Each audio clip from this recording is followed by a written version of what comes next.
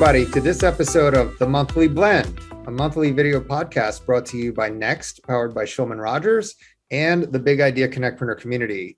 I'm Tian Wong, founder and host of the Big Idea Connectpreneur community, which is a global community of over 25,000 investors, founders, and business leaders from around the world.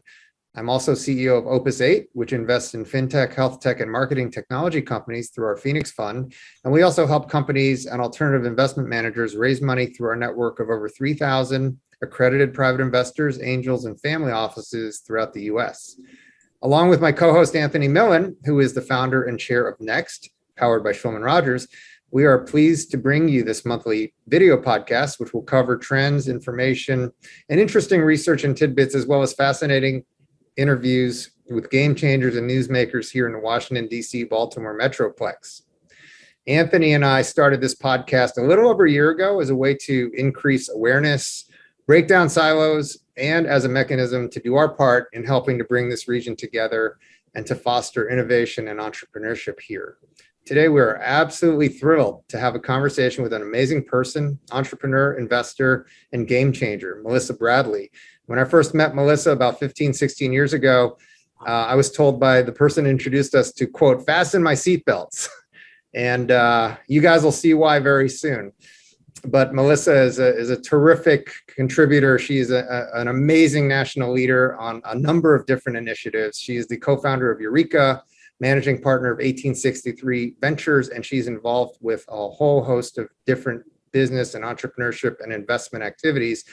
And Melissa, I would love to give you an opportunity to introduce yourself a little more fully. And we are so thrilled to have you today. So thank you so much and welcome. Thank you. It's a pleasure to be here. I was like, wow, have we really known each other that long? But it has been that long. Time flies. And particularly when you're having fun, when you're making trouble or having fun, it always flies. So I'm honored to be here. So I think you covered a lot of things. I think three things I would say. One, I'm a serial entrepreneur investor because I find no other way to just bring ultimate enjoyment and pleasure. I'm mindful that people say working for yourself is the hardest thing ever, but to me, it's the most fun. The second thing is I'm a parent. So I'm married and I'm a parent of 6 kids. And so very, very proud of that. And I would say that all the things that you mentioned, I do have a lot of roles, but I say I have many roles and one goal. And that one goal is to really democratize access to entrepreneurship. I know when I was growing up as a kid, people would talk about it, but there was no one in my world or my universe that had ever run a business that I was aware of. I have later learned that my great-grandfather was one of the first Black restaurant owners in Harlem. But I was like, wow, how that would have changed my life if somebody had that dinner table conversation with me. So all of those things I do, it's really just to make sure everybody has the ultimate opportunity to become an entrepreneur and or an investor. That's terrific. Well, we're going to start the segment by having Anthony, our co-host, come through with a couple questions for you, and then I'll have a few questions and we'll go from there. But I'd like to introduce my co-host for the Monthly Blend, Anthony Millen, who is also a serial entrepreneur. He's an investor. He is a partner in a national venture capital fund, and he's also one of the top startup attorneys in the country. He is the founder and chair of Next, powered by Shulman Rogers, which is basically disrupting the way legal services are delivered to early stage companies and entrepreneurs. And I'd like to also congratulate Anthony and his team as they were named the Startup Law Firm of the Year by Legal Week, which is a national publication in the legal industry. So Anthony, congratulations on that, and take it away. Great. Thank you, Tien. And thank you so much, Melissa, for joining us today.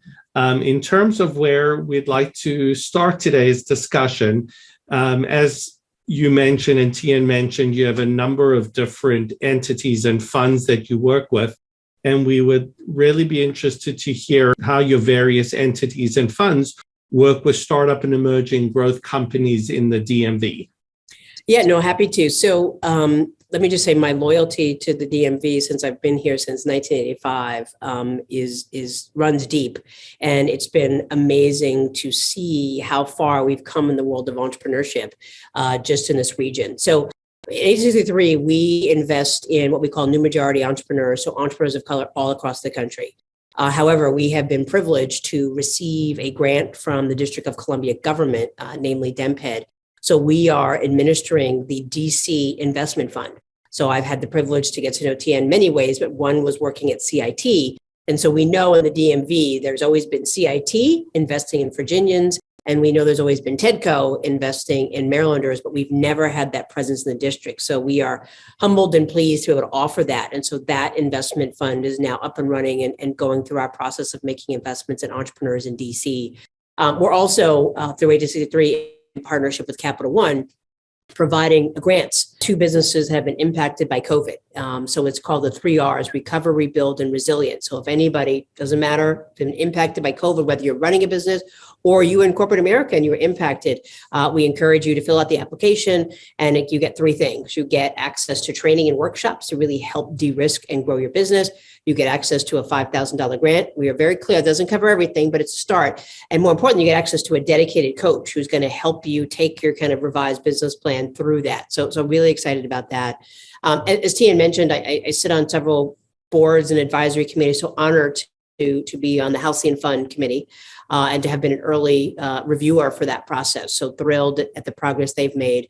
Also NextGen, which is local, serve as an investment advisor there. And so always happy to make introductions to companies and often sit in on some of those diligence calls. And then for Eureka, we are a national platform designed to help small businesses scale. And so it is one of the challenges I learned in the accelerator business is we're good at one-to-many, but not always one-to-one. So if there's any entrepreneur out there who's not part of a program, who's already graduated, or just want some dedicated advice, then we highly encourage folks to come to Eureka, and I'm happy to provide a free 90-day trial to folks who were listening and watching so that they can sign up and give it a shot, where you get access to content and coaching and an amazing community of over 15,000 entrepreneurs. And the last thing I would say is I have the privilege, Tian and I hang out university circuit a bit. I have the privilege to be a professor at Georgetown. This is my almost 9th year going in, and I teach MBA students, but I'm still very connected to the Georgetown Entrepreneurship Program for undergrads and across the campus. I am a Hoya. I am a proud alum, and I'm actually traveling with them to our event in Nashville, where I'm going to be a judge at the pitch competition. So happy to always help, as always, any fellow Hoya. It is amazing. I've been in this region now little over a decade. And so, when you talk about some of the evolution and growth of the startup ecosystem here, it's really been amazing to see how it's evolving and all of the different touch points that you have in facilitating and helping lead some of these areas of growth that are happening.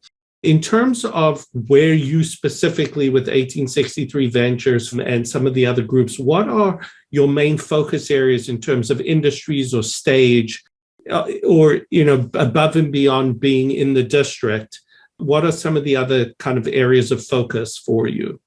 Yeah, so we help any entrepreneur that I would say, and I'll be honest, because having worked out in Silicon Valley, I struggle, but I would say pre-seed, seed, and a East Coast Series A, because I think they're very different out the West Coast. So we help any entrepreneur as long as they're up and running. But one of the things we're mindful of is that there's 88 to almost 90% of all the programs in this country focus on startups. Where we saw a gap was really on those businesses trying to grow and scale. So to come into the accelerator program, you have to have a minimum 100,000 ARR. To be considered for investment, you have to have a minimum of 300,000 ARR. We are sector agnostic. We do that because we recognize that if we just use Black founders as a proxy, less than 20% of them are in tech. There's a lot of programs growing, but we'll look at tech companies. 50% of our portfolio is tech. And then we have CPG, beauty, health. We have food and beverage as a growing industry. We also are working with some cannabis companies and some spirits companies. So we're happy to talk to any entrepreneur who is passionate about what they do, as long as they have some evidence of traction and we think we can be helpful. In terms of where you're talking about where you like to step in, so in kind of that scaling phase, what are some of the things that you do that kind of really distinguish or differentiate you from the marketplace? Because it is one of the hardest phases for companies to get through, is that kind of early scaling phase. So how do you tackle that, and how is that different from some of the other programs that are out there? We're only 6 years old. So, I think both of you can attest to this. I think oftentimes we find ourselves doing things that we don't have time for, but we're passionate about. So when I started, I did not need another job. And I wasn't looking for something new to do. But I think when I did an event actually with Georgetown students east of the river and realized the need that existed in DC and then quickly across the country, I took time to do a competitive analysis. I'll even say comparative, because I don't know that we're actually all competing. And I think what we found were a couple of things. One is that, again, there was an over-indexing on startups. And so we felt like there was a real opportunity for those where most folks get lost in the valley of death after their friends and family and angel trying to get to an institution. We wanted to really focus there. We also realized that while there were a lot of programs, not a lot of them were run by entrepreneurs. And so I'm proud to say when we started, every single person on our team was an entrepreneur. 3 of us had exit. Some of us had been investors. And that's not to say anybody can't help, but I remember going to the SBA and having a corporate executive tell my business would never be successful. And I'm like, okay, well, that's not really what I thought the SBA was supposed to do. And luckily later we actually had an exit, but I realized her risk tolerance and aperture around understanding risk was not the same as mine. I was willing to risk it all. I leveraged insurance policies. I took my 401k. I took everything. I realized she would never do that. And so her belief that the business was going to be successful, she could only operate within the world that was comfortable to her. So I think we are dedicated to making sure that we're building a community of entrepreneurs who can talk to each other, who are a little bit ahead, and just be able to share that journey of like, yep, some days I want to quit. Oh my God, I got the last dollar out of my 401k. Help me understand how I'm going to make it work. Or, hey, can you connect me to somebody? So I'd say we're very much entrepreneur focused. And then the final thing I would say again is that we don't focus on just fundraising. And so a lot of the programs that we've looked at, and this is no disrespect, they really focus on pitching and how do you get that right and how do you do your day. We don't talk about that at all. We are really trying to move people from founders to CEOs. So we talk about marketing. We talk about sales and strategy. We talk about hiring. We talk about culture. We talk about finances and fundraising, but in the context of what is the right trajectory of your business and when do you fundraise? Because I do worry that a lot of people are over fundraising and having too much money that they just cannot deploy fast enough with all these new funds. So those are 3 differences that we have spent time looking at. We update that every other year by calling some of our peers in the market. And then I think the entrepreneurs have somewhat validated. And I should say this, I want to really refine that we really don't believe in competition. We find that, particularly the DMV, most entrepreneurs are going to at least 3 different programs, if not more. And so I respect that somebody's going to come out of university or go to a university program, and they may come to us and they may go to 2 other programs after us, and that's okay. Because entrepreneurship is hard. And I think there's those where you need general business experience, where you need sector experience, where you need to raise money, where you need to build your social capital. And so I'm just really pleased because I started my first business here and there was nothing. So I'm just thrilled that there's actually an ecosystem for us to have versus the same 2 people who are like, is this really a good idea? Because I'm swamped with other people calling me. So I just am really happy that we've evolved, to tell you the truth. And it definitely fills this really critical part of the life cycle, like you said, after companies have raised that pre-seed funding or friends and family and have to start executing on that. So that's great. One of the other things I was interested to know a little about is you brought up COVID and some of the services that you've done. In terms of how COVID has kind of impacted the businesses that your businesses and businesses that you're working with, what are some of the biggest changes that you've seen as a result of COVID? And, which of those do you think are kind of probably permanent changes to the way things are going to be done going forward? So I'm happy to say that of all of our businesses, which are well over 3,000, we had a 95% survival rate of our businesses post-COVID. And it was because they said we taught them how to save and manage cash flow, period.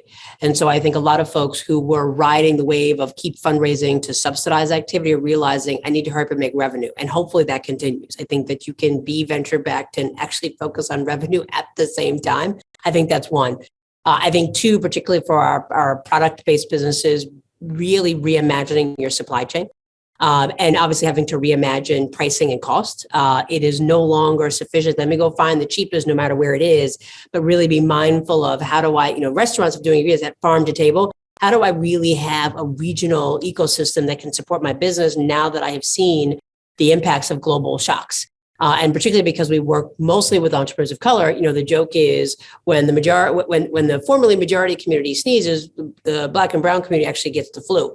And so I think it was a chance, particularly for founders of color and women, to really kind of level the playing field and say, look, I've been doing things differently because I didn't have that much money. I've already got my local people. I'm already running a lean shop. And I think you've seen their survivability. So I think the third thing is really being more disciplined around spending and having managed growth as opposed to just reckless growth where you're just driving in different directions. I think instead of saying, I'm going to do 20 things, I'm going to try to do 3 to 5 things really well. The other thing I would say is that, we have a lot more money available, right? I mean, just amongst my friends who are Black GPs, there was $300 billion given in 2020. So I think, and some of them are exclusively investing in entrepreneurs of color, and some of them are investing in everybody. And so I would say that, the other thing to be excited about is the amount of money and the number of new funds that have spun up that are great. And I think particularly for tech, but mostly non-tech businesses, the corporate commitments that came out of COVID, but more importantly, George Floyd, and the fact that many of them are beginning to think differently about supplier diversity or supply chain. And again, thinking about how do I start to do more in this country and how do I do more with smaller businesses to help lift the economy and preserve jobs. I think every entrepreneur, no matter race, creed, color, gender, is benefiting from some of those market shifts that we've seen since COVID.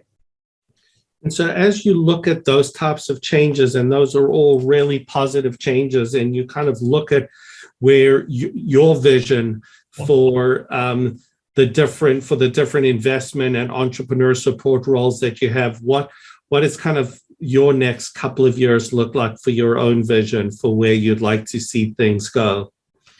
Yeah, I think when you look at the statistics, again, across the board of race, gender, and where people are and ethnicity, geography and ethnicity, we saw 4 million new businesses started. So I think what's exciting to me is that many more entrepreneurs for us to invest in and to help. We kind of got out of our 12 or 15 year slump, whatever it was, and we've seen new businesses just pop up all over the place. And so that's exciting.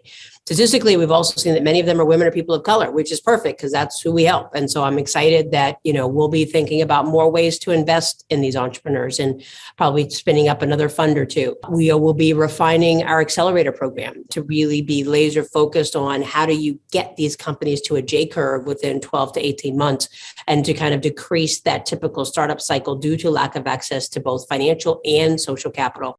And I think the other piece too, which I'll say I see from professor lens, is a lot more women coming into this. I teach finance-oriented and non-finance-oriented courses, and I'm always frustrated personally as a finance major that women tend to not be in those spaces. But I think some of the spaces where I'm seeing women CFOs and women executives really come into the forefront, really excited about that. And coming into industries that are not the typical ones of health, beauty, wellness, but coming into fintech, coming into biotech and really some of the hard sciences, that is probably really exciting to me.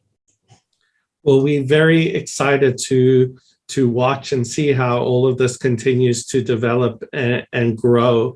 I am going to now hand it back to Tian for the next segment of the show. Great. Absolutely. Thank you, Anthony. So, Melissa, you're a national player. I know you're from New York and you've came here as an undergrad, but you've also worked in New York. You've worked in, obviously, Silicon Valley and the Bay Area. And part of our objective here with the monthly blend is to sort of take an assessment of our community here and see some of the things that we're doing right, some of the things we could be doing better, and try to help steer the conversation towards some cognizance about what people that are listening in can do to help us grow this ecosystem. So how would you assess the current state of the DMV startup ecosystem? What do you think are some of the things we can do to improve it? And, where do you see this particular market headed over the next 10 years? Yeah. So one, I think, how far we've come, right? The fact that Washington, D.C., I'm talking region, but what is even on the global entrepreneurship monitor? Like that's just a coup in and of itself that we're in the top 10. I think we're 5 or 6. So, but I think that's important because I think Virginia and Maryland have always outpaced the district, and it's been complicated for entrepreneurs to say, I want to be here because it was either I picked Virginia, I picked Maryland, and then DC is kind of just GovTown. And what do I do? And so I do think it's helpful that we actually now have a tri-state-ish region that entrepreneurs can feel comfortable in and really move seamlessly. So I think one of DC kind of picking it up and meeting the other two areas has been helpful. And then I think some of the private sector things around the Greater Washington Economic Partnership and others really thinking about Baltimore and extending that region. I think that's helpful. I think there's been a lot of collaboration amongst universities. And so that's been great of being intentional. And then I would even say the economic development agencies, during DC Startup Week, You had Victor on talking about, yeah, I'm based in Virginia, but any entrepreneur is welcome. So I think some of those false barriers of like, don't go across the bridge or don't go uptown are gone. And we all recognize the fluidity of the region and that we need to stop in our silos, but really figure out how do we support the entrepreneur's journey. So I'm optimistic that we have finally achieved a level of, I'd say, comparability, not competitiveness, with the Silicon Valleys or the New Yorks, where you think about those kind of tri-state areas and the mobility that exists for entrepreneurs to move smoothly with less friction. I think we're finally there. Yeah, it's been great to see the progress in the region for sure. And I think also we are blessed in a way that we are sort of a leader in DE&I, right? I mean, we have great diversity of backgrounds and economic standing and ethnicities and whatnot. How does that play into the great work that you guys are doing? Or, I think part of that is based on what has been the historical composition of the area, right? I mean, I think DC has historically been a Black city. We're probably now more cafe con leche, but there's still a deep presence. And what I would say is better, an integration. It used to be once you cross that bridge, there was no diversity whatsoever. And so I think you've seen an increase of services, an increase of diversity, housing prices increase. And I throw in housing prices because no entrepreneur can be successful if its underlying micro or macroeconomic state is not well supported. So I think all boats in the regions are finally lifted. And I think that's a wonderful thing, regardless. And then I think, again, post George Floyd, we have always been intentional about thinking about east of the river or Ward 7 and 8 initiatives from a university perspective to even how economic development has done that. So it's not surprising that we remain a leader in that space. And I think, I live in DC, so there's pros and cons of us being with the kind of federal city. But I think the federal city has changed, right? I think there's been momentum of thinking. I mean, if you think about the SBA now and thinking about how do they support underrepresented founders, however they define that, I think the political focus on greater diversity beyond the solo or small team white guys in Silicon Valley at a federal level and thinking of how do we democratize, I think it's awesome. And let's be honest, I want to give credit where credit is due. With folks like Steve Case and Rise of the Rest and saying, hey, you got to move from just these two little spaces. I think we've benefited from that because he was here, he sat here, he raised the flag and just got people to think differently. And then I think there's been lots of organizations, many of which we're all familiar with, that have kind of stepped up and said, how do we leverage not being those coasts to become our competitive advantage? And I think diversity around race and gender is one, diversity around types of business is another. We're no longer just the gov contracting business. I think that's been huge. Yeah, no, I couldn't agree with you more. A lot of the groups you mentioned earlier are also trying to attract companies and entrepreneurship and capital to this region. What are your thoughts on what our region needs to do to continue to grow our leadership position where we're leading and to attract companies and perhaps more importantly, attract young talent and capital? Do you have thoughts on strategies and resources that are needed? I mean, we think about it because our entrepreneurs are truly struggling when we start to look at their, investments and their financials. I'm going, whoa, look at those variable costs of a bunch of 1099 people. Where are the full-time folks? Like we can't find them. So we're definitely seeing it in our portfolio companies. I think one, we definitely need more investors here. I think we've increased the number of investors who are present here, but not necessarily investing here with the same proportionality of their investing other places. So I think one, there needs to be a call for investment firms that are here, not so much to allocate. I don't believe in set asides and quotas, but to just be more mindful of, we have emerging talent. How can they start to invest more in their backyard? Because it's cheaper and easier for them. I think on the talent side, I know that, the partnership and the city council, federal council, all those are thinking about things of how do we probably improve not just talent, but tech talent. It is extremely frustrating to me, again, being at Georgetown, looking at the universities, we're not maximizing.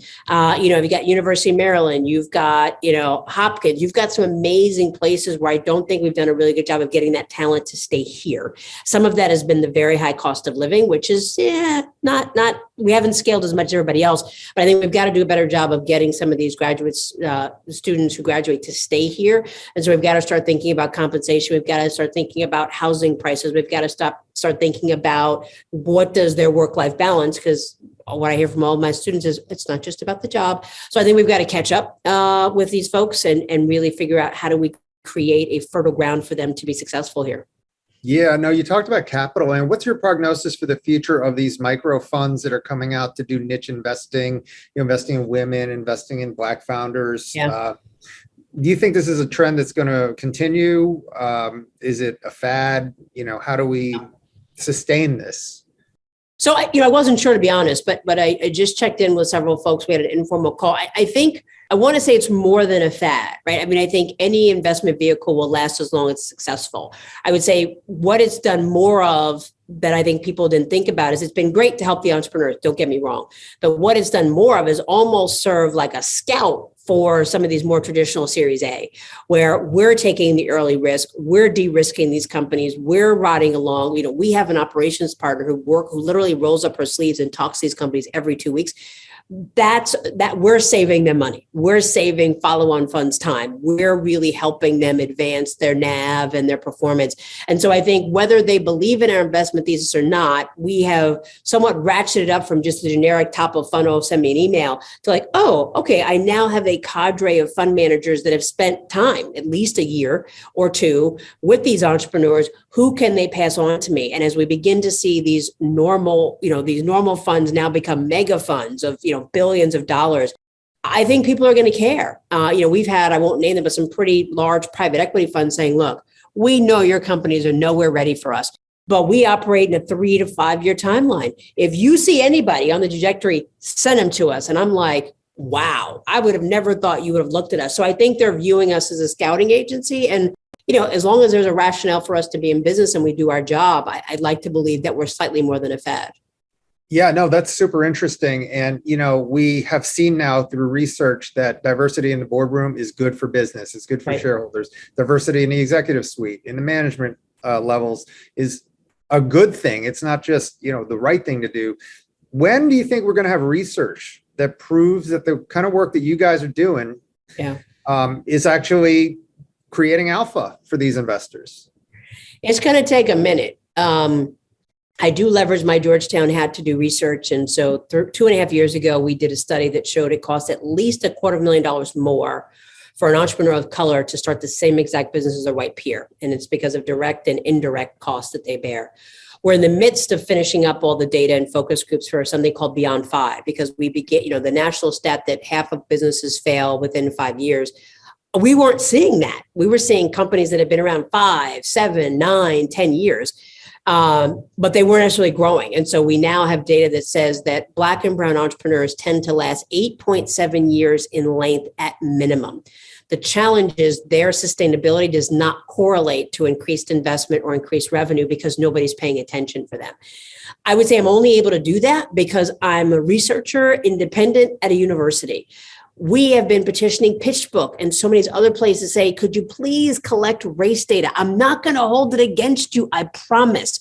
And so I do think until we take out the potential of penalty for people to collect and report on data, not just by gender and zip code, but by race and other factors, it's going to be hard. We have a very informal partnership with Stripe and PayPal, and we've said, look, we know you have the data, even if you just do some geo fencing around zip code. Same thing. We have conversations out the wazoo with MasterCard, but we have not created a safe space for us to have these honest conversations. So I think first we've got to create a safe space for people to be able to share that data and not be worried that somebody's going to attack them and say, well, why aren't you doing more?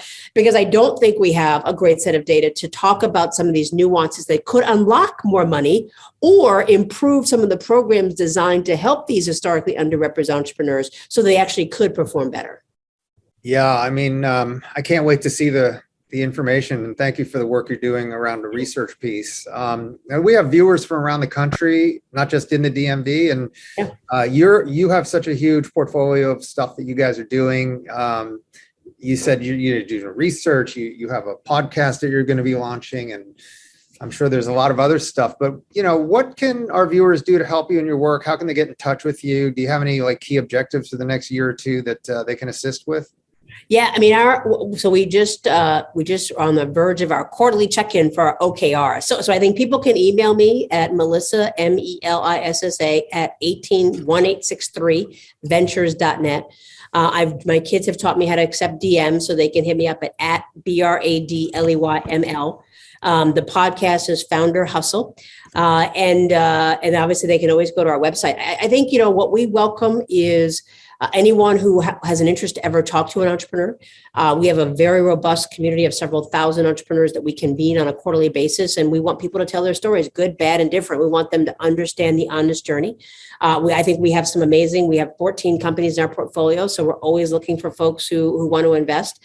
And then if people just have questions around, like, what does it take to be able to support historically marginalized entrepreneurs, always happy to help. That's fantastic. And, thank you so much for what you're doing for the entrepreneurs, for the investors, for the underserved communities. You've been a pioneer since I've met you. And, it's just great to see all the great work that you're doing, and we're seeing results now. So congratulations on all that stuff. We're so thrilled to have had you on the show today. And with that, let me turn it back over to Anthony. Great. Thank you. Well, Melissa, we want to really thank you again for joining us today and for everything that you do for the DMV and our startup ecosystem through your roles at Eureka and 1863 Ventures and your role at Georgetown. There's so many different ways you're so positively impacting our ecosystem, and we thank you for that, and thank you for joining us. Thank you.